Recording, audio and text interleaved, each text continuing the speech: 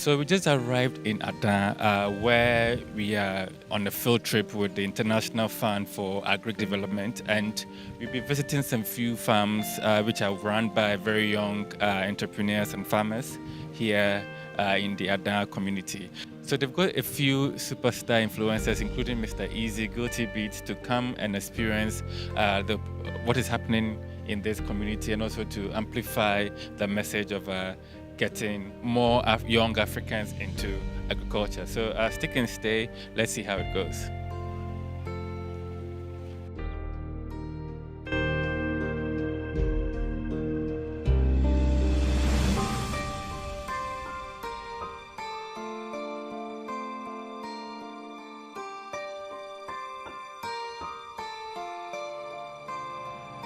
All right, so we are now at Azizakpe Island, where through the Rural Enterprise Program, IFAD has sponsored or supported one lady by name Juliana to help her business around coconut oil production. As you can see around, lots of coconut on the island. And so we're going to have an interaction with Juliana and see how the support has helped her come this far in terms of her business. Before joining the program, Juliana was only able to produce this much coconut oil in a week, and that would take 4 people to do it. And then after the program, this is how much she's able to make in a week on her own, thanks to the technology. And lastly, I just wanted to ask again, like, how your quality of life has changed. What are you able to do for your family now that you weren't able to do before? Even if it's just time, you have more time to spend with them. Just that. The first time, my children, they are late to school. Yeah. Because I don't have money to pay their school fees. Even there's uniform that they wear. But now, I can pay their school fees. I decided to be United Nations IFAD advocate for rural youth because I'm passionate about the rural youth and their development in agriculture. And I believe that government should support this area a lot more because it's a lot about building a sustainable system for long-term development. Today was really eye-opening. I met a lady called Juliana, who is a coconut oil producer, and we got to see how her journey has changed from before joining the program, not having the equipment and the technology, and how long it would take her to produce, just a small amount of coconut oil, and then to her having the technology, having the knowledge, learning about hygiene, and just how she's been able to profit since, and it's amazing.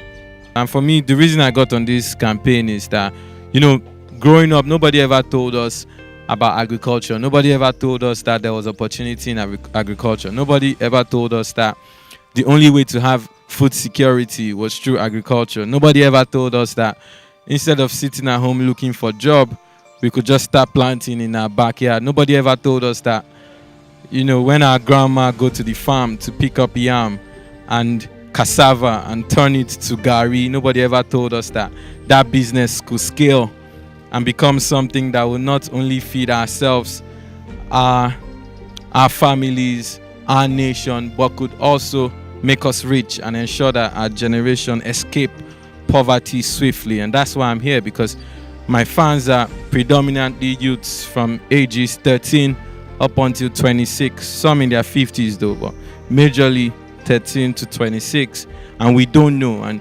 sometimes the difference between poverty, the difference between slavery and the difference between winning and losing is information, is our mind. And I'm like, if my fans are dancing to my music about love, about akaba, about everything, I should be able to use my voice as an artist to also tell them, of the advantages and the ways to escape poverty and gain financial independence. So that's my major motivation for joining this project. So myself, I start my own agricultural business, so watch out.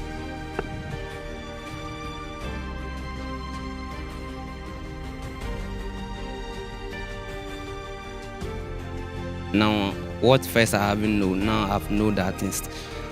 One is to look for market before I even plant my products. Now I'm into entrepreneurship. I do vegetables and at the same time businessman as well.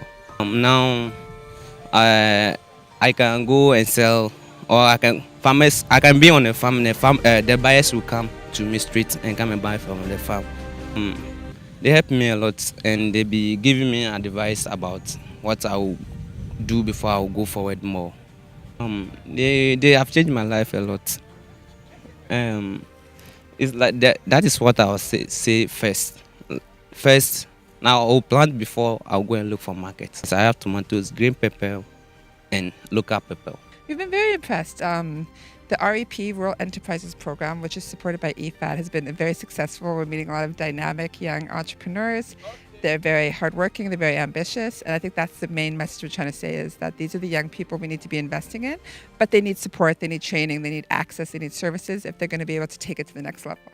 And when we talk about investing, we know that the number of people around the globe who are going hungry is increasing, but more specifically in Africa, the number of people who are malnourished is increasingly worrisome. So we know that around 40% of our children are chronically malnourished, they're stunted, they don't get the right growth because they haven't received the right nutrients. And a lot of that is because our agriculture system hasn't invested in integrating nutrition into what it does, but also a lot of the youth are the people who are not accessing the right agricultural products and the right agricultural inputs. So it's important for us to keep seeing projects like this and be able to communicate them.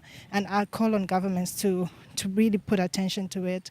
So we've called on many governments in Africa, particularly where we're asking them to meet their Malabo Declaration as well as their CAADP commitment to increase their spending to at least 10% of their national budgets, because this will have an impact on rural youth, but also an impact in how agriculture can feed our nations.